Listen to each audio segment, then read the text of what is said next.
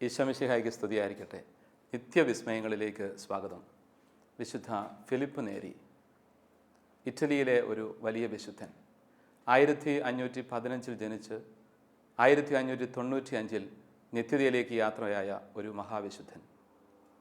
ഇറ്റലിയിലെ ഫ്ലോറൻസിൽ 1515 ജൂലൈ 22 അദ്ദേഹം ജനിക്കുന്നത്. അദ്ദേഹത്തിൻ്റെ മാതാപിതാക്കൾ ഫ്രാൻസിസ്കോ നേരി, ലുക്രീസിയ ദെ മൊസിയാനോ. ഇവരുടെ 4 മക്കളിൽ ഒരാളായി ജനിക്കുന്നു. ഇദ്ദേഹത്തിൻ്റെ ജീവിതത്തെ ചെറുപ്പം മുതലേ വലിയ ദൈവിക പരിപാലനയിൽ, വിശുദ്ധിയിൽ നയിക്കാൻ മാതാപിതാക്കൾ ഒത്തിരിയേറെ ശ്രദ്ധിച്ചിരുന്നു. അമ്മ വളരെ ചെറുപ്പത്തിൽ തന്നെ മരിച്ചുപോയി. എങ്കിലും രണ്ടാനമ്മ ഒത്തിരി സ്നേഹമയായിരുന്നതുകൊണ്ട് അതേ സ്നേഹം കൊടുത്തുകൊണ്ട് ഒരു അമ്മയെപ്പോലെ തന്നെ വളർത്തിയെടുക്കാനായിട്ട് ശ്രദ്ധിച്ചു. സാമ്പത്തികമായിട്ട് കാര്യമായ ഒരു പുരോഗതി ഉണ്ടായിരുന്നില്ല കുടുംബത്തിന്. അതുകൊണ്ട് തന്നെ പലതരത്തിലും ചെറുപ്പം മുതൽ തന്നെ ബിസിനസ് മേഖലകളിലേക്ക് കടക്കാനായിട്ട് ഈ ചെറുപ്പക്കാരനെ നിയോഗിക്കേണ്ടി വന്നു. അദ്ദേഹത്തിൻ്റെ പഠന കാലഘട്ടം മുഖ്യമായും ഫ്ലോറൻസിലായിരുന്നു. ഫ്ലോറൻസ് പലതുകൊണ്ടും വിഖ്യാതമായ ഒരു സ്ഥലമാണ്. 14-16 നൂറ്റാണ്ടുകളിൽ കലയുടെ, സാംസ്കാരിക മേഖലകളുടെ, സാമ്പത്തിക ഉയർച്ചയുടെ ഒക്കെ തലങ്ങളിൽ വളരെ ഉന്നതമായ ഒരു സ്ഥാനം നേടിയിരുന്ന യൂറോപ്പിലെ പട്ടണങ്ങളൊന്നായിരുന്നു ഫ്ലോറൻസ്. വിഖ്യാതമായ മെദീച്ചി കുടുംബങ്ങളാണ് പലപ്പോഴും ഈ ഫ്ലോറൻസിനെ നയിച്ചുകൊണ്ടിരുന്നത്, ഭരണ സാരഥ്യം നൽകിക്കൊണ്ടിരുന്നത്. വലിയ ഒരു ഉയർച്ചയുടെ, സാഹിത്യത്തിൻ്റെ, സംസ്കാരത്തിൻ്റെ ഒക്കെ മേഖലയിൽ സംഭാവനകൾ നൽകിയ ശ്രദ്ധേയമായ പട്ടണങ്ങളിലൊന്നായിരുന്നു ഫ്ലോറൻസ്. ഫ്ലോറൻസിൻ്റെ ഉയർച്ചയുടെ കാലഘട്ടത്തിൽ തന്നെയാണ് പുണ്യവാനായ ഫിലിപ്പ് നേരി ജീവിച്ചിരുന്നതും. അദ്ദേഹത്തിന് 17 വയസ്സ് പ്രായമുള്ളപ്പോൾ ചിറ്റപ്പൻ്റെ പക്കലേക്ക് ബിസിനസ് കാര്യങ്ങൾക്ക് വേണ്ടി അയക്കപ്പെട്ടു. മൊന്തെ കസീനോയിലെ, സാൻ ജർമാനോയിലെ വളരെ പ്രധാനപ്പെട്ട വിഖ്യാതനായ ഒരു ബിസിനസ്സുകാരനായിരുന്നു ഈ ചിറ്റപ്പൻ. ബിസിനസ് കാര്യങ്ങളിലൊക്കെ ഒത്തിരി ശ്രദ്ധിച്ചു എങ്കിൽ പോലും അതിനേക്കാൾ ഉപരിയായിട്ട് പലതും പഠിക്കാൻ, വ്യാകരണവും സാഹിത്യവും ഒക്കെ പഠിക്കുന്നതിന് ഈ കാലഘട്ടത്തിൽ അദ്ദേഹത്തിന് സാധിച്ചു. അതുകൂടാതെ തുടർന്ന് അഗസ്റ്റീനിയൻ സമൂഹത്തിലും ഫ്രാൻസിസ്കൻ സമൂഹത്തിലും ഒക്കെ ചേർന്ന് നിന്നുകൊണ്ട് കുറേയേറെ കാര്യങ്ങൾ പഠിക്കുന്നതിന് അദ്ദേഹം ഈ കാലഘട്ടങ്ങളിലൊക്കെ ശ്രദ്ധ പതിച്ചു. ബിസിനസ് മേഖലയുമായി വലിയ താല്പര്യം കാണിക്കാതെ അദ്ദേഹം തിരികെ എത്തുന്നുണ്ട്. അദ്ദേഹം തിരികെ എത്തി തൻ്റെ അറിവും കഴിവും തനിക്ക് ലഭിച്ച അനുഭവ സമ്പത്തുമെല്ലാം ദൈവത്തിന് വേണ്ടി സമർപ്പിക്കാൻ തയ്യാറാവുകയാണ്. ദൈവിക കാര്യങ്ങൾക്ക് വേണ്ടിയിട്ട് തന്നെ സമർപ്പിക്കണമെന്ന തീക്ഷ്ണമായ ഒരു ആഗ്രഹം അദ്ദേഹത്തിനുണ്ടാകുന്നു. ഒരു പ്രഭു കുടുംബത്തിലായിരുന്നുകൊണ്ട് അദ്ദേഹം തൻ്റെ പഠനം തുടരുകയും ഒപ്പം പഠിപ്പിക്കുകയും ചെയ്യുന്നു. അദ്ദേഹത്തിൻ്റെ വിശുദ്ധിയുടെ പരിമളവും വിശുദ്ധിയുടെ ആ ഒരു സാന്നിധ്യവുമെല്ലാം ചുറ്റുപാടുകളിലേക്ക് പെട്ടെന്ന് വ്യാപിക്കുകയാണ്. അസാധാരണമായ ദൈവവിശ്വാസം, തീക്ഷ്ണമായ ആത്മീയ ചൈതന്യം, പാവങ്ങളോടുള്ള, രോഗികളോടുള്ള പ്രത്യേക ശ്രദ്ധ, ഇതെല്ലാം അദ്ദേഹത്തെ വേറിട്ട വഴിയിൽ കൂടെ നടത്തി. അദ്ദേഹത്തിൻ്റെ രോഗികളോടുള്ള വലിയ താല്പര്യത്തിൻ്റെ ഒരു സൂചകമായിട്ട് തന്നെ 1550 ജൂബിലി വർഷത്തിൽ ഒരു ആശുപത്രി തന്നെ അദ്ദേഹം തുടങ്ങി വെക്കുന്നുണ്ട്. അദ്ദേഹം രോഗികളുടെ പാദങ്ങൾ കഴുകുക എന്ന പതിവ് സ്വന്തമാക്കിയ വ്യക്തിയാണ്. രോഗികളിലെ മെശിഹായെ കണ്ടുമുട്ടിക്കൊണ്ട് അവരുടെ പാദങ്ങൾ കഴുകാൻ അദ്ദേഹം തയ്യാറാകുമായിരുന്നു. ദൈവാലയ സന്ദർശനവും രോഗി ശുശ്രൂഷയും ഒരുമിച്ചൊരു നാണയത്തിൻ്റെ ഇരുപുറങ്ങൾ പോലെ നീങ്ങുമെന്നാണ് വിശുദ്ധ ഫിലിപ്പ് നേരി പഠിപ്പിക്കുന്നത്. പൗരോഹിത്യത്തിലേക്ക് അദ്ദേഹത്തിൻ്റെ വിളിയെ സാവധാനമാണ് അദ്ദേഹം കണ്ടെത്തുന്നത്. പൗരോഹിത്യ വഴിയിലേക്ക് അദ്ദേഹത്തെ നയിക്കുന്ന അദ്ദേഹത്തിൻ്റെ ആത്മീയ പിതാവ് തന്നെയാണ്. ഒരു സാധാരണ അൽമായനായിട്ട് തൻ്റെ ദൗത്യം നിർവഹിച്ചുകൊണ്ട്, രോഗികളെ ശുശ്രൂഷിച്ചുകൊണ്ട്, കർത്താവിനെ ശുശ്രൂഷിച്ചുകൊണ്ട് അങ്ങനെ വിശുദ്ധിയിൽ വളരണമെന്ന ആഗ്രഹമാണ് അദ്ദേഹത്തിന് ഉണ്ടായിരുന്നത്. വളരെ പ്രസന്നവദനായിട്ട് എല്ലാവരോടും സ്നേഹത്തോടെ പെരുമാറുന്ന, വളരെ പുഞ്ചിരിയോടുകൂടി എല്ലാവരോടും ഇടപെടുന്ന ഒരു പ്രകൃതം, ഉത്സാഹിയായ പ്രസന്നവദനായി ചെറുപ്പക്കാരനെ ഒത്തിരി മനുഷ്യരിലേക്ക് വേഗം അടുപ്പിക്കുകയുണ്ടായി. പക്ഷെ ഇദ്ദേഹത്തിൻ്റെ ഉള്ളിൽ മറഞ്ഞു നിൽക്കുന്ന ദൈവത്തിൻ്റെ സവിശേഷമായ ഒരു വിളിയെക്കുറിച്ചുള്ള ബോധ്യം ആത്മീയ പിതാവിലൂടെ അദ്ദേഹത്തിന് ലഭിക്കുന്നുണ്ട്. പിന്നീട് അദ്ദേഹം പൗരോഹിത്യത്തിൻ്റെ വഴിയിലൂടെ യാത്ര ചെയ്യുകയാണ്. പൗരോഹിത്യ പരിശീലനം നേടി 1551 മെയ് 23 പുരോഹിതനായി അഭിഷിക്തനാകുന്നു. പുരോഹിതനായി മാറിയ അദ്ദേഹം തൻ്റെ കഴിവും അറിവുമെല്ലാം കൂടുതൽ തീഷ്ണതയോടുകൂടി കർത്താവിന് വേണ്ടി സമർപ്പിക്കുകയാണ്. അജപാരണ ശുശ്രൂഷകളിൽ വലിയ തീഷ്ണതയോടും സന്തോഷത്തോടും കൂടി അദ്ദേഹം വ്യാപൃതനാകുന്നു. തൻ്റെ ജീവിതത്തിൻ്റെ ആത്മീയ സൗന്ദര്യം അത് ചുറ്റുപാടുകളിലും പരക്കെ വ്യാപിച്ചു. അദ്ദേഹത്തിൻ്റെ ആത്മീയ പിതാവും മറ്റു സുഹൃത്തുക്കളും ഉൾക്കൊള്ളുന്ന ഒരു ഗ്രൂപ്പ് തന്നെ ഒരുമിച്ച് ചേർന്നുകൊണ്ടാണ് ഓറട്ടോറിയൻ സന്യാസ സമൂഹമായി പിന്നീട് രൂപം കൊള്ളുന്നത്. അദ്ദേഹത്തിൻ്റെ സുഹൃത്ത് വലയത്തിൽപ്പെട്ടവർ ആത്മീയ പിതാവ് തന്നെ അതിൻ്റെ ഭാഗമായി മാറുന്നു. അങ്ങനെ ഒരു സന്യാസ സമൂഹത്തിന് രൂപം കൊടുത്തുകൊണ്ട് തൻ്റെ ശുശ്രൂഷകൾ കൂടുതൽ വ്യാപിപ്പിക്കുവാൻ, രോഗികൾക്ക് വേണ്ടിയിട്ടുള്ളതിൻ്റെ ശുശ്രൂഷ മേഖലകളെ കൂടുതൽ വിശാലമാക്കുവാൻ അദ്ദേഹം ശ്രമിക്കുകയാണ്. അദ്ദേഹം സ്ഥാപിച്ച ഹോസ്പിറ്റൽ ഇന്നും അവിടെ ശ്രദ്ധേയമായ ഒരു ദൗത്യം നിർവഹിച്ചുകൊണ്ട് തുടരുന്നുണ്ടെന്നതും പ്രധാനപ്പെട്ട കാര്യമാണ്. വിശുദ്ധൻ്റെ ജീവിതത്തിൻ്റെ വലിയ ഒരു പ്രത്യേകതയായിരുന്നു അദ്ദേഹത്തിൻ്റെ വിനയം. അത്രമാത്രം വിനീതനായൊരു മനുഷ്യൻ. അദ്ദേഹം ഏറ്റവും കൂടുതൽ സങ്കടപ്പെട്ടിരുന്നത് ആരെങ്കിലുമൊക്കെ അദ്ദേഹത്തെ വിശുദ്ധനെന്ന് വിളിച്ചിരുന്നപ്പോഴാണ്. ഒരു പീഡാസഹനത്തിലൂടെ കടന്നു പോകുന്നത് പോലെ അദ്ദേഹം നിന്ന് വിയർക്കുമായിരുന്നു എന്നാണ് പറയുന്നത്. ആരെങ്കിലുമൊക്കെ അദ്ദേഹത്തിൻ്റെ വിശുദ്ധിയെക്കുറിച്ച് പറയുകയും വിശുദ്ധൻ എന്ന് വിളിക്കുകയും ചെയ്യുമ്പോൾ. ഒരിക്കൽ അദ്ദേഹം താൻ വിശുദ്ധനല്ല എന്ന് കാണിക്കാൻ വേണ്ടി തന്നെ വളരെ പാടുപെട്ട് ഒരു പട്ടണത്തിൽ വെച്ച് പരസ്യമായിട്ട് ബിയർ കുടിച്ചു എന്നൊക്കെ പറയുന്ന ഒരു ചരിത്രമുണ്ട്. അദ്ദേഹം വിശുദ്ധനാണെന്ന് അറിയപ്പെടാൻ അശേഷം ആഗ്രഹിച്ചിരുന്നില്ല. വളരെ നന്നായിട്ട് ഡ്രസ്സ് ധരിക്കുകയും വളരെ വൃത്തിയായിട്ട് മുൻപോട്ട് നീങ്ങുകയും അങ്ങനെ സാധാരണക്കാരനായി തന്നെ അദ്ദേഹം അറിയപ്പെടാൻ ആഗ്രഹിച്ചു. തൻ്റെ വിനീതമായ ജീവിതത്തിൻ്റെ സമർപ്പണത്തെ ദൈവം ഒത്തിരിയേറെ അനുഗ്രഹിച്ചു എന്നുള്ളതാണ് സത്യം. അങ്ങനെ വിശുദ്ധ കുർബാനയിലേക്ക് അദ്ദേഹത്തിൻ്റെ വലിയ സമർപ്പണത്തിൻ്റെ മേഖലകൾ നമ്മൾ കണ്ടുമുട്ടും. വിശുദ്ധ കുർബാന അർപ്പിക്കുന്ന പുണ്യവാൻ കരഞ്ഞുകൊണ്ടായിരുന്നു കുർബാന അർപ്പിച്ചിരുന്നെന്നാണ് ചരിത്രം പറയുന്നത്. വിശുദ്ധ കുർബാന അദ്ദേഹത്തിൻ്റെ ജീവിതത്തിൻ്റെ കേന്ദ്രമായിരുന്നു. ആഴമായ ദൈവസ്നേഹത്താൽ നിറഞ്ഞുകൊണ്ട് കുർബാന അർപ്പിക്കുന്ന വേദിയിൽ എപ്പോഴും കണ്ണുനീർ ചുന്തിക്കൊണ്ട് കുർബാന അർപ്പിക്കുന്ന അത്രയും അഗാധമായ ഒരു ആത്മീയ അനുഭവത്തിലായിരുന്നു അദ്ദേഹം. അതുകൊണ്ട് തന്നെ ധാരാളം സമയമെടുത്ത് തീക്ഷ്ണതയോടെ പ്രാർത്ഥനകൾ ചൊല്ലി ആഴമായ ദൈവാനുഭവത്തിന് നെറുകയിലെത്തു നിന്നുകൊണ്ട് അദ്ദേഹം വിശുദ്ധ കുർബാന അർപ്പിക്കുമായിരുന്നു. ആ കുർബാനയിലെ അദ്ദേഹത്തിൻ്റെ ദൈവാനുഭവം അനേകരെ കർത്താവിലേക്ക് നയിച്ചു. അങ്ങനെ വിശുദ്ധിയുടെ പരിമളം പരത്തിക്കൊണ്ട് ജീവിച്ച ഈ മഹാവിശുദ്ധൻ 1595 മെയ് 26 നിത്യതയിലേക്ക് യാത്രയാവുകയാണ്. അദ്ദേഹത്തിൻ്റെ ഓറട്ടോറിയൻ സന്യാസ സമൂഹം അതിന് മുമ്പ് തന്നെ അംഗീകരിക്കപ്പെട്ടു. 1575 ഗ്രിഗറി 13 മാർപ്പാപ്പ അതിന് ഔദ്യോഗികമായ അംഗീകാരം നൽകി. ജീവിതകാലത്ത് തന്നെ താൻ സ്ഥാപിച്ച സമൂഹം വളരുന്നത് കണ്ടുകൊണ്ട്, തൻ്റെ ശുശ്രൂഷകൾ കൈമാറപ്പെടുന്നത് കണ്ടുകൊണ്ട് അദ്ദേഹം നിത്യതയിലേക്ക് യാത്രയാകുന്നു ആത്മീയ നിർവൃതിയോടുകൂടി. അദ്ദേഹം ജീവിച്ചിരുന്ന സാഹചര്യങ്ങളിൽ അദ്ദേഹത്തിൻ്റെ സവിശേഷമായ ഒരു കൃപ അനുസരിച്ച് ഒരേ സമയം 2 വ്യക്തിയോട് സംസാരിക്കാനായിട്ട്, രണ്ട് സ്ഥലത്തുള്ള വ്യക്തികളുമായി സംസാരിക്കാൻ സാധിച്ചിരുന്നു. കാതറീന ദൈറിച്ചിയുമായുള്ള അദ്ദേഹത്തിൻ്റെ സംസാരം പ്രോത്തോയിൽ ഒരിടത്ത് നടക്കുമ്പോൾ, പ്രോത്തോ എന്ന സ്ഥലത്ത് നടക്കുമ്പോൾ റോമിലായിരിക്കുന്ന വിശുദ്ധൻ അവിടെയും അതേ സമയം തന്നെ സംഭാഷണങ്ങളിൽ ഏർപ്പെട്ടിരുന്നു എന്നാണ് പറയുക. അങ്ങനെയുള്ളൊരു പ്രത്യേക കൃപ, ബൈലൊക്കേഷൻ, 2 സ്ഥലത്ത് ഒരേ സമയത്തായിരുന്നു കൊണ്ട് വചനം പങ്കുവയ്ക്കാനുള്ള അതുല്യമായ കൃപ കിട്ടിയിരുന്നു ഈ വ്യക്തിക്ക്. പുണ്യവാന്റെ ജീവിതം നിത്യതയിലേക്ക് കടന്നുപോയി. അദ്ദേഹത്തിൻ്റെ അഴുകാത്ത ശരീരം ഏതാനും വർഷങ്ങൾക്ക് ശേഷം 95 മരിക്കുന്നു. 1599 കുഴിമാടം തുറക്കുമ്പോൾ ശോഭയോടുകൂടി അഴുകാത്ത ശരീരം ഇരിക്കുന്നത് കാണുകയുണ്ടായി. അവിടെ സന്നിഹിതരായിരുന്ന പ്രധാനപ്പെട്ട വ്യക്തികൾ, മെത്രാന്മാരും ഡോക്ടേഴ്സുമൊക്കെ അത് സർട്ടിഫൈ ചെയ്തു ഔദ്യോഗികമായിട്ട്. അത്ഭുതകരമായ ഒരു ദൈവിക ഇടപെടലിൻ്റെ ഭാഗമാണ് ഇങ്ങനെ അഴുകാത്ത ശരീരമായിട്ട് അദ്ദേഹം വീണ്ടും കാണപ്പെട്ടത് എന്ന് ഔദ്യോഗികമായിട്ട് അംഗീകരിച്ചു. ദൈവത്തിൻ്റെ സവിശേഷമായ ഇടപെടലുകൾക്ക് സ്വയം സമർപ്പിച്ച, ദൈവഹിതത്തിന് പരിപൂർണമായിട്ട് വിട്ടുകൊടുത്ത ഈ പുണ്യവാന്റെ ജീവിതം അനുഗ്രഹത്തിൻ്റെ അടയാളമായി മാറുന്നു. വിശുദ്ധിയുടെ പരിമളം പരത്തിക്കൊണ്ട് ജീവിച്ച പുണ്യവാൻ മരണശേഷവും വിശുദ്ധിയുടെ നെറുകയിലേക്ക് എത്തി. വിശുദ്ധിയുടെ പരിമളം പ്രശോഭിപ്പിക്കുന്നു. 1615 അദ്ദേഹത്തെ വാഴ്ത്തപ്പെട്ടവൻ എന്ന് സഭ ഔദ്യോഗികമായിട്ട് പ്രഖ്യാപിക്കുന്നു. 1622 സഭ അദ്ദേഹത്തിന് വിശുദ്ധ പദം നൽകിക്കൊണ്ട് ആദരിച്ചു. മെയ് 26 അദ്ദേഹത്തിൻ്റെ തിരുനാൾ സഭയിൽ ആഘോഷിക്കുന്നത്. ഈ വലിയ പുണ്യവാന്റെ ജീവിതത്തിൻ്റെ നാൾ വഴികൾ നമ്മളെയൊക്കെ ഏറെ സ്വാധീനിക്കുന്നതാണ്. അദ്ദേഹം ജീവിച്ച വിശുദ്ധിയുടെ ആ ഒരു ശോഭയും സൗന്ദര്യവും പരിമളവും ഒരു കാലഘട്ടത്തെ മാത്രമല്ല ഇന്നത്തെ ലോകത്തെയും ഇന്നത്തെ സമൂഹത്തെയും സ്വാധീനിച്ചുകൊണ്ടിരിക്കുന്നു. ഈ പുണ്യവാന്റെ ജീവിതത്തിൻ്റെ വഴികളിലൂടെ നമുക്ക് സാവധാനം യാത്ര ചെയ്യാം.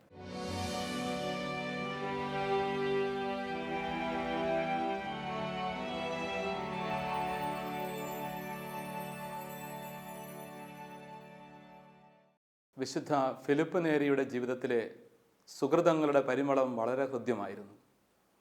അദ്ദേഹത്തിൻ്റെ ജീവിതത്തിൻ്റെ പ്രകാശം, വിശുദ്ധിയുടെ ശോഭ ആ കാലഘട്ടത്തെ മുഴുവനും പ്രഭാപൂരിതമാക്കുന്നതായിരുന്നു. ജീവിച്ചിരുന്ന സാഹചര്യങ്ങളിൽ, ചുറ്റുവട്ടങ്ങളിൽ അദ്ദേഹത്തിൻ്റെ വിശുദ്ധിയിൽ ആളുകൾ ആകൃഷ്ടരായി. ഒരു സാധാരണക്കാരനെ പോലെ ജീവിക്കാൻ ആഗ്രഹിച്ച വ്യക്തി പിന്നീട് പൗരോഹിത്യം സ്വീകരിച്ചതിന് ശേഷവും അതേ വിശുദ്ധിയിൽ, ഉപരി വിശുദ്ധിയിൽ വളരുകയായിരുന്നു. വിശുദ്ധി എന്ന വലിയ നന്മ ഇന്ന് പരക്കെ അവഗണിക്കപ്പെടുന്നുണ്ടെന്നുള്ളതാണ് ഒരു നിരീക്ഷണം. പലപ്പോഴും ചിന്തകളിൽ, വാക്കുകളിൽ, പ്രവൃത്തികളിൽ വിശുദ്ധിക്ക് പ്രാധാന്യമില്ലാതായി പോകുന്നു. വെറും ലൗകികമായ തൃഷ്ണകളും മോഹങ്ങളും ലക്ഷ്യങ്ങളായി മാറുമ്പോൾ അത് ഈ കാലഘട്ടത്തിൽ വിശുദ്ധിയെ അവഗണിക്കലായിട്ട് കൂടെ വ്യാഖ്യാനിക്കാം. പോസ്റ്റ് മോഡേൺ ഈറയുടെ ഒരു പ്രത്യേകത അതുതന്നെയാണ്. എല്ലാം ആപേക്ഷികമായിട്ട് കാണുക. എല്ലാത്തിനെയും ആപേക്ഷികമായി കാണുമ്പോൾ മൂല്യങ്ങൾക്ക് അടിസ്ഥാനമില്ലാതാകുന്നു. സുവിശേഷ മൂല്യങ്ങൾ അതിൻ്റെ ശരിയായ അർത്ഥത്തിൽ വ്യാഖ്യാനിക്കപ്പെടുന്നില്ല. എല്ലാം ആപേക്ഷികമായിട്ട് ഒരു വില കൊടുത്തുകൊണ്ട് തള്ളിക്കളയുന്ന ദുരവസ്ഥ. ഇവിടെ നമ്മൾ വിശുദ്ധിയുടെ യോഗ്യതകളെക്കുറിച്ച് ചിന്തിക്കണം. പുണ്യവാൻ പറയുന്നു, വിശുദ്ധിയുടെ മാനദണ്ഡങ്ങളായി പ്രാർത്ഥനയും ഉപവാസവും ഇന്ദ്രിയ നിഗ്രഹവും ആവശ്യമാണ്. അദ്ദേഹം കണ്ടെത്തിയ സത്യങ്ങളാണ് ഇതൊക്കെ തന്നെ, സുവിശേഷത്തിൻ്റെ മൂല്യങ്ങൾ. പ്രാർത്ഥനയും ഉപവാസവും ഇന്ദ്രിയ നിഗ്രഹവുമാണ് വിശുദ്ധിയിൽ വളരാൻ സഹായിക്കുന്നതെന്ന് അദ്ദേഹം എടുത്തു പറയുന്നുണ്ട്. ജീവിതത്തിൽ മുഴുവനും ഈ ഒരു വലിയ ചൈതന്യത്താൽ അദ്ദേഹം നയിക്കപ്പെട്ടിരുന്നു എന്നുള്ളതാണ് പരമാർത്ഥം. അതുകൊണ്ട് ഇന്ന് അവഗണിക്കപ്പെടുന്ന വിശുദ്ധിയുടെ പുറങ്ങൾ ബോധപൂർവം നമ്മൾ തിരിച്ചറിഞ്ഞുകൊണ്ട് ആ വഴിയിലൂടെ യാത്ര ചെയ്യാൻ നമുക്ക് ആവണം. എത്ര കണ്ട് ജീവിതത്തെ വിശുദ്ധമായി തീർക്കുന്നുവോ അത്രയേറെ നമ്മുടെ ജീവിതം അനുഗ്രഹീതമായി തീരും. പലതരത്തിലും ജീവിതത്തിൻ്റെ താളപ്പിഴകളിൽ പെട്ടുപോയവർ, വഴിപിഴച്ചു പോയവരൊക്കെ വിശുദ്ധിയുടെ സൗന്ദര്യം വചനത്തിൻ്റെ വെളിച്ചത്തിൽ ആസ്വദിച്ച് മടങ്ങി വരുമ്പോൾ അവരനുഭവിക്കുന്ന യഥാർത്ഥ സന്തോഷം, അതിൻ്റെ കൃപ അത് ഒത്തിരി വലുതാണ്. ഫ്രാൻസിസ് പാപ്പയൊക്കെ എടുത്തു പറയുന്നത് പോലെ ഈശോ മിശിഹായെ കണ്ടുമുട്ടുന്ന വ്യക്തികൾക്കാണ് യഥാർത്ഥത്തിൽ സന്തോഷവും സമാധാനവും അനുഭവിക്കാൻ പറ്റുക. ഈശോയെ കണ്ടുമുട്ടുക എന്ന് പറഞ്ഞാൽ യഥാർത്ഥ വിശുദ്ധിയിൽ വളരുക എന്നത് തന്നെയാണ്. മത്തായി സുവിശേഷം മലയിലെ പ്രസംഗത്തിൻ്റെ ഭാഗമായിട്ട് 5-ാം അധ്യായം 48-ാമത്തെ തിരുവചനത്തിലൊക്കെ ഇങ്ങനെ പറയുന്നുണ്ട്, നിങ്ങളുടെ സ്വർഗസ്ഥനായ പിതാവ് പരിപൂർണനായിരിക്കുന്നത് പോലെ നിങ്ങളും പരിപൂർണരായിരിക്കണം. സ്വർഗസ്ഥനായ പിതാവിൻ്റെ പരിപൂർണതയിലേക്കാണ് അവിടുത്തെ മക്കളൊക്കെ വിളിക്കപ്പെടുന്നത്. പിതാവിൻ്റെ മക്കൾ പിതാവിൻ്റെ പൂർണ്ണതയിലേക്ക് വിളിക്കപ്പെട്ടവരാണ്. ഒരിക്കലും നമുക്ക് ദൈവത്തിൻ്റെ പൂർണ്ണതയിൽ എത്തിച്ചേരാൻ പറ്റില്ല. പക്ഷേ അതൊരു വലിയ ലക്ഷ്യമായി കണ്ടുകൊണ്ട് മക്കൾ വിനീതരായിട്ട് ദൈവിക പൂർണ്ണതയിലേക്ക് വളരുവാൻ കഴിയുമ്പോഴാണ് യഥാർത്ഥത്തിൽ നമ്മൾ ദൈവം ആഗ്രഹിക്കുന്ന വഴികളിലൂടെ, ശിഷ്യത്വത്തിൻ്റെ നടവഴികളിലൂടെ യാത്ര ചെയ്യുന്നത്. ഈ ഒരു ആഴമായ ബോധ്യത്തിലേക്ക് നമ്മൾ വളരണം.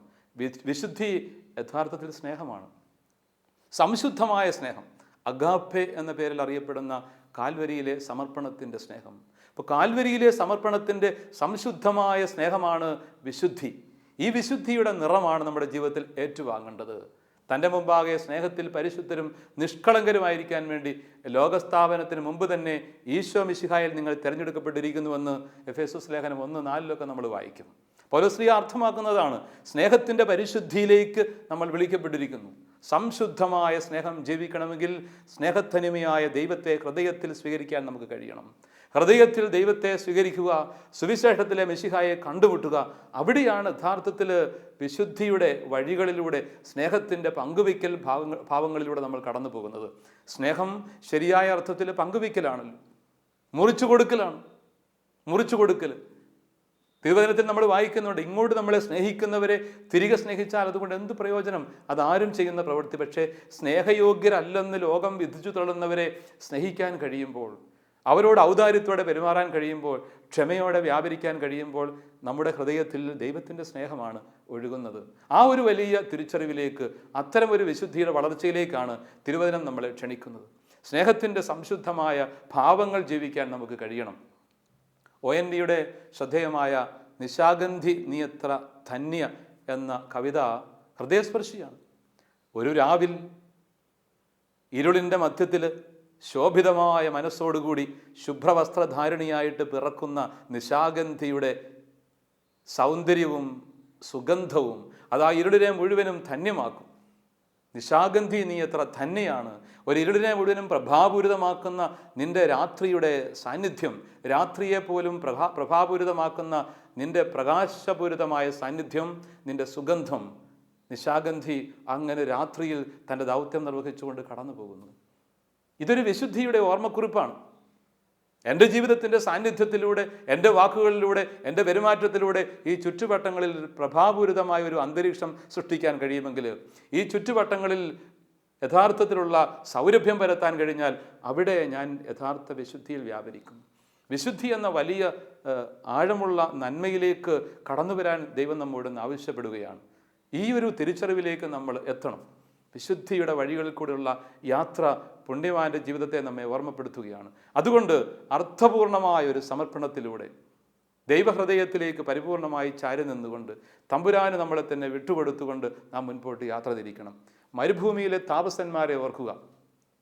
ജീവിതത്തിൽ ആത്മീയ മേഖലകളുടെ ആഴങ്ങളിലേക്ക് വളരാൻ വേണ്ടിയിട്ട് ഭൗതികമായതും ഭൗമികമായതും ഒന്നും നേടാൻ ആഗ്രഹിക്കാതെ, എല്ലാത്തിൽ നിന്നും വിട്ടുനിന്നുകൊണ്ട്, ലോകത്തിൻ്റെ ബഹുമാനവും ആദരവും ഒന്നും ആഗ്രഹിക്കാതെ മരുഭൂമിയിലേക്ക് പലായനം ചെയ്ത താപസന്മാർ, 2ഉം 4ഉം നൂറ്റാണ്ടിലൊക്കെ ജീവിച്ചിരുന്ന, പിന്നീടും പല കാലഘട്ടങ്ങളിലും ഉണ്ടായിരുന്ന, ആദ്യ നൂറ്റാണ്ടുകളിലൊക്കെ പ്രത്യേകിച്ചും ഉണ്ടായിരുന്ന മരുഭൂമിയിലെ താപസന്മാർ, മരുഭൂമിയിലെ വിശുദ്ധ അന്തോണിയൂസ്, തൂണിന്മേൽ ശമയോൻ തുടങ്ങിയ എത്രയോ ധന്യരായ താപസന്മാർ, അവരൊക്കെ യഥാർത്ഥ വിശുദ്ധിയെ മുമ്പിൽ സ്വപ്നം കണ്ടുകൊണ്ട് പരിത്യാഗത്തിൻ്റെ, ഉപവാസത്തിൻ്റെ, സമർപ്പണത്തിൻ്റെ വഴികളിലൂടെ മരുഭൂമിയിലേക്ക് മാറി നടന്നപ്പോൾ, മരുഭൂമിയിൽ ഏകാന്തതയിൽ ജീവിച്ചപ്പോൾ ജനം ആ വിശുദ്ധിയുടെ പരിമളം തിരിച്ചറിഞ്ഞ് അവിടെ നിന്ന് എത്തുന്ന ആ വലിയ പ്രഭ തിരിച്ചറിഞ്ഞുകൊണ്ട് യാത്ര ചെയ്ത് മരുഭൂമിയിലേക്ക് എത്തുന്നു. അവരെ കാണാൻ വേണ്ടി, അവരെ കേൾക്കാൻ വേണ്ടി, അവരുടെ ജീവിതത്തിൽ നിന്നും സ്വീകരിക്കാൻ വേണ്ടിയിട്ട്. ആത്മീയതയുടെ മേഖലയിൽ പോലും ഒരു തരം കച്ചവടം പോലെ ഇന്ന് പലതും ആയിത്തീരുന്നില്ലേ എന്നൊരു ചോദ്യം നാം നമ്മോട് തന്നെ ചോദിക്കണം. സ്വാർത്ഥത്തിന് വേണ്ടി പലതും ആയിത്തീരുമ്പോൾ, ആത്മീയ മേഖലകളിൽ പോലും ആദരവിന് വേണ്ടി, ഇഷ്ടങ്ങൾക്ക് വേണ്ടി, പേരിന് വേണ്ടിയൊക്കെ പലതും ചെയ്തു കൂട്ടുമ്പോൾ അപകടം മണക്കുന്നുണ്ട്. അതുകൊണ്ട് നമുക്ക് ആത്മാർത്ഥമായിട്ട് യഥാർത്ഥ ആത്മീയതയുടെ വഴികളിലൂടെ യാത്ര ചെയ്യാൻ പുണ്യവാന്റെ ജീവിതം നമ്മെ സ്വാധീനിക്കണം. വിശുദ്ധ ഫിലിപ്പ് നേരിയുടെ ജീവിതത്തിൻ്റെ ഈ സുന്ദരമായ ഏടുകൾ നമുക്ക് ശക്തി പകരണം. വിശുദ്ധൻ്റെ ജീവിതത്തിന് മറ്റൊരു വലിയ സുഹൃതമായിരുന്നു അഗാധമായ എളിമ. വിനയമെന്ന വലിയ സദ്ഗുണം എല്ലാത്തിൻ്റെയും മാതാവാണ്. എല്ലാ സുഹൃതങ്ങളുടെയും അമ്മയാണ് വിനയം എന്നാണ് വിശുദ്ധർ പറയുന്നത്. വിനയത്തെ ഒത്തിരി സ്നേഹിച്ചിരുന്ന, ആദരിച്ചിരുന്ന ഒരു പുണ്യവാനാണ് വിശുദ്ധ ഫിലിപ്പ് നേരി. അതുകൊണ്ടാണ് അദ്ദേഹം താൻ വിശുദ്ധനാണെന്ന് ആരെങ്കിലും തന്നെക്കുറിച്ച് പറഞ്ഞാൽ നിന്ന് വേർതിരുന്നത്. ഏറ്റവും കൂടുതൽ കേൾക്കാൻ ഇഷ്ടപ്പെടാതിരുന്ന ഒരു കാര്യം അദ്ദേഹം അതായിരുന്നു. ഞാൻ വിശുദ്ധനാണ്, നല്ലവനാണ്, മഹാനാണ് എന്ന് എന്നെക്കുറിച്ച് പറയുന്നത് അദ്ദേഹത്തിന് വലിയ സങ്കടമുള്ള കാര്യമായിരുന്നു. കാലം എത്രയോ വിദൂരത്തിലാണെന്ന്. നമ്മളൊക്കെ ആദരിക്കപ്പെടുന്നില്ലെങ്കിൽ എന്തുമാത്രം പ്രതിസന്ധികളാണ്. ആദരിക്കപ്പെടാത്തതിൻ്റെ പേരിലുള്ള ശണ്ടകളും കലഹങ്ങളും ഏതെല്ലാം മേഖലകളിലാണ് ഇന്നുള്ളത്. ഒരു നിസ്സാരമായ അവഗണനയുടെ പേരിൽ പോലും എന്തെല്ലാം പ്രതിസന്ധികൾക്കും കലഹങ്ങൾക്കും കാരണമായി തീരുന്നു. അതൊക്കെ അവിടെയാണ് യഥാർത്ഥത്തിൽ ദൈവത്തിൻ്റെ സന്നിധിയിലുള്ള നമ്മുടെ നിലയും വിലയുമൊക്കെ നമ്മൾ തിരിച്ചറിയേണ്ടത്. Pride goes before every fall എന്നാണ് പറയുക. എല്ലാ വീഴ്ചകളുടെയും മുൻപിൽ അഹങ്കാരം നടന്നു നീങ്ങുന്നുണ്ട്. അങ്ങനെയാണെങ്കിൽ എല്ലാ ഉയർച്ചകളുടെയും മുമ്പിൽ വിനയം, എളിമ നടന്നു നീങ്ങുന്നുണ്ട്. നമ്മുടെയൊക്കെ ജീവിതത്തിൽ നമ്മൾ പലപ്പോഴും ഇടറിപ്പോയത്, വീണുപോയതിൻ്റെ കാരണം അന്വേഷിക്കുമ്പോൾ അത് അഹങ്കാരത്തിൽ തട്ടിയിട്ടല്ലേ എന്ന ചോദ്യം നാം ചോദിക്കേണ്ടിയിരിക്കുന്നു. അതുകൊണ്ട് വിനീതരാവാം, കൂടുതൽ വിനീതരാവാം. ദൈവത്തിൻ്റെ സന്നിധിയിൽ വിനീതരായി നിന്നുകൊണ്ട്, ദൈവത്തോടുള്ള സ്നേഹത്താൽ നിറഞ്ഞുകൊണ്ട് നമ്മുടെ ചുവടുകൾ വയ്ക്കുമ്പോൾ ദൈവം നമ്മളെ കൈപിടിച്ച് നടത്തും, ഒരിക്കലും ഇടറാത്ത വഴികളിലൂടെ. പുണ്യവാന്റെ ജീവിതത്തിൻ്റെ മറ്റൊരു പ്രധാനപ്പെട്ട മുഖമായിരുന്നു വിശുദ്ധ കുർബാനയും ജീവിതവും ചേർത്ത് വായിക്കാനുള്ള കഴിവ്. വിശുദ്ധ കുർബാന അദ്ദേഹത്തിന് എല്ലാമായിരുന്നു. ദൈവാലയ സന്ദർശനവും രോഗീ പരിചരണവും ഒരുമിച്ച് നടത്തിയിരുന്ന പുണ്യവാൻ. എന്ന് വെച്ച് കഴിഞ്ഞാൽ വിശുദ്ധ കുർബാനയിലെ കർത്താവിനെ തന്നെ രോഗികളിൽ അദ്ദേഹം കണ്ടുമുട്ടിയിരുന്നു. രോഗികളിൽ കർത്താവിനെ കണ്ടുമുട്ടാൻ കഴിയുക വലിയ കാര്യമല്ലേ? ലൂക്കാസ് വിശേഷത്തിൽ നമ്മൾ വായിക്കുന്ന നല്ല സമറിയാക്കാരൻ്റെ ഉപമയിലെ പ്രധാനപ്പെട്ട സംഭവം അതിലേക്ക് വിരൽ ചൂണ്ടുന്നുണ്ട്. വഴിയോരത്ത് മുറിവേറ്റ് കിടന്ന മനുഷ്യൻ്റെ അടുത്തേക്ക് കഴുതപ്പുറത്ത് ചെന്നെത്തിയിട്ട് അവിടെ ഇറങ്ങി അവന് വേണ്ടതെല്ലാം നൽകി, മുറിവുകൾ വെച്ച് കെട്ടി അവനെ സത്രത്തിൽ കൊണ്ടുചെന്നാക്കി പരിചരിച്ച് പിന്നെയും അവൻ ആവശ്യമുള്ളതെല്ലാം കൊടുക്കാൻ തയ്യാറാകുന്ന ഒരു നല്ല സമറിയാക്കാരൻ എന്ന വ്യക്തി ഈശോയുടെ കഥയുടെ പ്രധാന തന്തുവാണ്. കടന്നുപോയ പുരോഹിതനും ലേവായനും അവിടെ നിഷ്ക്രിയരായി മാറുന്നു. വിശുദ്ധിയുടെ വഴിവിട്ടാണ് നടക്കുന്നതെന്ന് ഓർക്കുക. അവിടെയാണ് യഥാർത്ഥത്തിൽ മുറിവേറ്റവനിൽ ദൈവത്തെ കാണുന്ന ഒരു മനസ്സുണ്ടാവണം എന്ന ചോദ്യം. തിരുവോസ്തി മുറിഞ്ഞ് വഴിയരികിൽ കിടക്കുന്നു എന്ന് പറയുന്നത് പോലെയാണ് ഒരർത്ഥത്തിൽ മുറിവേറ്റവനെ വഴിയോരത്ത് കണ്ടുമുട്ടുന്ന അവസ്ഥ. എൻ്റെ ജീവിതത്തിൽ ഞാൻ ക്രിസ്തുവിനെ തിരിച്ചറിയണമെങ്കിൽ മുറിവേറ്റവനിലും കൂടി ഞാൻ കർത്താവിനെ തിരിച്ചറിയണം എന്നാണ് അർത്ഥം. ഈ ചെറിയവരിൽ ഒരുവന് ചെയ്തപ്പോൾ എനിക്ക് തന്നെ ചെയ്തു എന്ന തിരുവചനം അവിടെ അടിവരയിട്ട് ഈ സത്യം നമ്മെ ഓർമ്മപ്പെടുത്തുന്നുണ്ട്. അതുകൊണ്ട് മുറിവേറ്റവനിൽ കർത്താവിനെ കണ്ടുമുട്ടുന്ന ഒരു മുഖം പുണ്യവാനായ ഫിലിപ്പ് നേരിയുടെ ജീവിതത്തിൽ വളരെ ശക്തമായിരുന്നു. അതുകൊണ്ട് അദ്ദേഹം രോഗികളുടെ പാദങ്ങൾ കഴുകി ചുംബിക്കുമായിരുന്നു. രോഗികളുടെ പാദങ്ങൾ കഴുകുമ്പോൾ ക്രിസ്തുവിൻ്റെ പാദങ്ങൾ കഴുകുന്നതായിട്ടാണ് അദ്ദേഹം മനസ്സിലാക്കിയിരുന്നത്. അശരണരോട്, നിരാധാരരോട്, പ്രത്യേകിച്ചും രോഗികളോടുള്ള നമ്മുടെ സമീപനം എങ്ങനെയാണെന്ന് ചിന്തിക്കാൻ കഴിയട്ടെ. കുടുംബത്തിൽ തന്നെ രോഗാതുരമായ ജീവിതമുള്ളവരുണ്ടെങ്കിൽ, ഏതെങ്കിലും തരത്തിൽ ശയ്യാലംബി ആയിട്ടുള്ള ആളുകളുണ്ടെങ്കിൽ, രോഗത്തിൻ്റെ അവസ്ഥകളിൽ വേദനിക്കുന്നവരുണ്ടെങ്കിൽ, അവിടെയൊക്കെ കർത്താവിൻ്റെ സ്നേഹത്തിൻ്റെ കരസ്പർശവുമായി കടന്നു ചെല്ലാൻ കഴിയുമ്പോഴാണ് യഥാർത്ഥത്തിൽ നമ്മളൊക്കെ ക്രിസ്ത്യാനികളായി മാറുന്നത്. അപ്പോൾ വിശുദ്ധ കുർബാന നമുക്കൊരു അനുഭവമായി മാറും.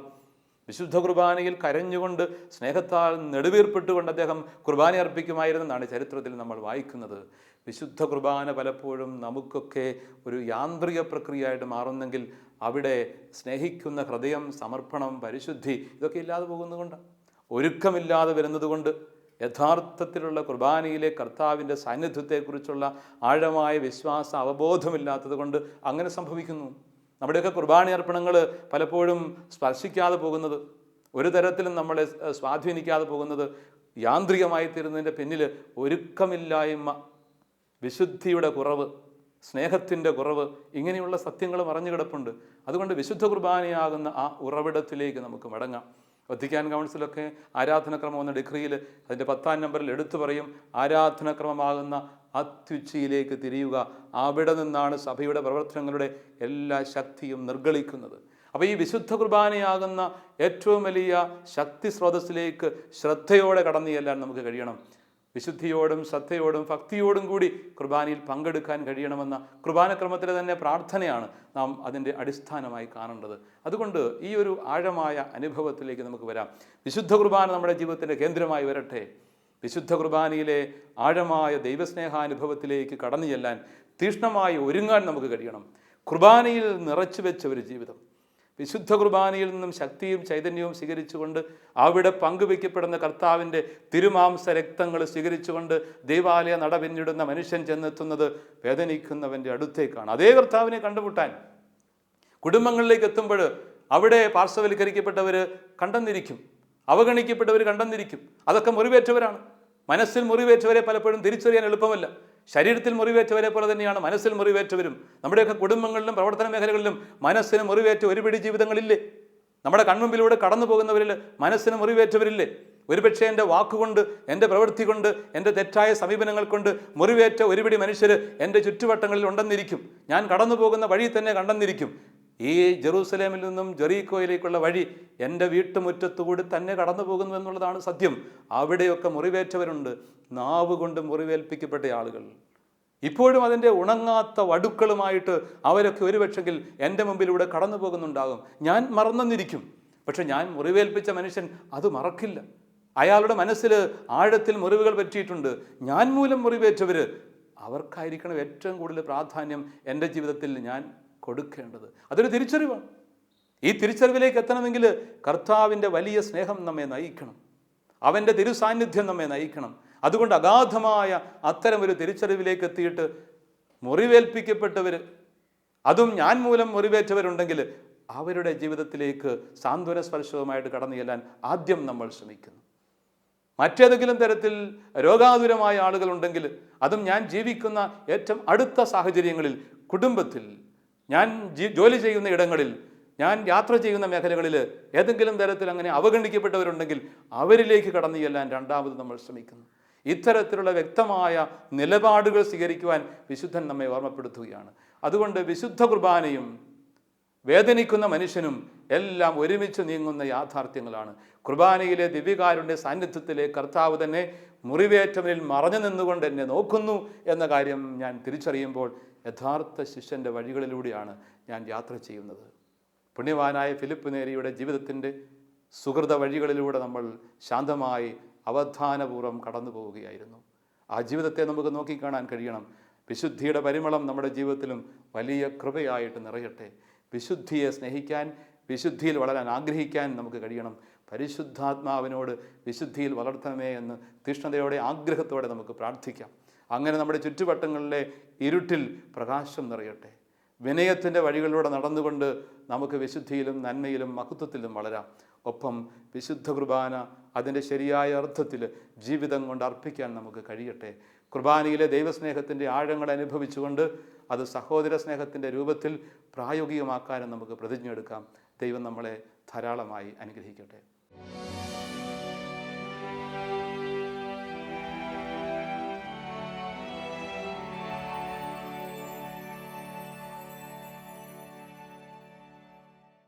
കണ്ണുകളടച്ച് നമുക്ക് ദൈവസന്നിധിയിലേക്ക് ഹൃദയം തിരിക്കാം. നല്ല ദൈവമേ, ഞങ്ങളെ പൂർണ്ണമായി തിരുസന്നിധിയിൽ സമർപ്പിച്ച് പ്രാർത്ഥിക്കുന്നു. അങ്ങയെ സ്തുതിക്കുകയും ആരാധിക്കുകയും മഹത്വപ്പെടുത്തുകയും ചെയ്യുന്നു. വിശുദ്ധിയുടെ വഴികളിലൂടെ യാത്ര ചെയ്യുവാൻ ഞങ്ങളെ അനുഗ്രഹിക്കണമേ. വിശുദ്ധിയുടെ സൗന്ദര്യം തിരിച്ചറിഞ്ഞ വിശുദ്ധ ഫിലിപ്പ് നേരിയെ പോലെ ഞങ്ങളുടെ ജീവിതവും വിനീതമായ സമർപ്പണത്തിലൂടെ വിശുദ്ധിയിൽ വളരുവാൻ, വിശുദ്ധിയുടെ സാക്ഷ്യമായി മാറുവാൻ അവിടുന്ന് അനുഗ്രഹമരുളിയാലും ഞങ്ങളുടെ വാക്കിലൂടെയും പ്രവൃത്തിയിലൂടെയും ജീവിത സാന്നിധ്യങ്ങളിലൂടെയും വിശുദ്ധിയുടെ പരിമളം കുടുംബത്തിലും സമൂഹത്തിലും ജീവിക്കുന്ന ഇടങ്ങളിലും വ്യാപരിക്കുവാനിടയാവട്ടെ. നല്ല ദൈവമേ, പലപ്പോഴും അശുദ്ധിയുടെ വഴികൾ ഞങ്ങളെ വല്ലാതെ ഉലയ്ക്കാറുണ്ടല്ലോ. ലോകത്തിൻ്റെ ഭൗതികതയുടെയും ദുസ്വാധീനങ്ങൾ ഞങ്ങളെ വല്ലാതെ ഇടർച്ചയിലേക്ക് നയിക്കാറുണ്ടല്ലോ. ഇത്തരം ഇരുട്ടിൻ്റെ മധ്യത്തിൽ അല്പം പോലും ഉലയാതെ അങ്ങയുടെ വിളിക്ക് ഉത്തരം നൽകിക്കൊണ്ട് വിശുദ്ധിയുടെ വഴികളിലൂടെ യാത്ര ചെയ്യാൻ ഞങ്ങളെ അനുഗ്രഹിക്കണമേ. ചിന്തയിലും വാക്കിലും പ്രവൃത്തിയിലും വിശുദ്ധിയിൽ ആയിരിക്കുവാനും വിശുദ്ധിയുടെ വക്താക്കളും പ്രയോക്താക്കളുമായി ജീവിക്കുവാനും ഞങ്ങളെ അനുഗ്രഹിക്കണമേ. യഥാർത്ഥ വിശുദ്ധി നിഷ്കളങ്കമായ സ്നേഹമാണെന്നും പരിപൂർണമായ സമർപ്പണമാണെന്നും യഥാർത്ഥമായ വിനയമാണെന്നുമുള്ള വലിയ തിരിച്ചറിവിലേക്ക് വിശുദ്ധ ഫിലിപ്പ് നേരിയെ പോലെ അവിടുന്ന് ഞങ്ങളെ നയിക്കണമേ. ആന്തരിക ജ്ഞാനം നൽകി ഞങ്ങളെ അനുഗ്രഹിക്കണമേ. അവിടുത്തെ കൃപയിൽ ആശ്രയിച്ചുകൊണ്ട് ജീവിക്കുവാനും ഞങ്ങൾക്ക് ലഭിച്ചിരിക്കുന്ന ദൈവ വിളിക്കനുസൃതം ജീവിതാന്തസ്തുകളിൽ പൂർണ്ണ വിശ്വസ്തയോടും വിശുദ്ധിയോടും കൂടി എന്നും വ്യാപരിക്കുവാനും അവിടുന്ന് ഞങ്ങളെ അനുഗ്രഹിക്കണമേ. പുണ്യവാനായ ഫിലിപ്പ് നേരി ഞങ്ങൾക്ക് വേണ്ടി മാധ്യസ്ഥം പ്രാർത്ഥിക്കണമേ. സകലത്തിൻ്റെയും നാഥ എന്നേക്കും ആമേൻ.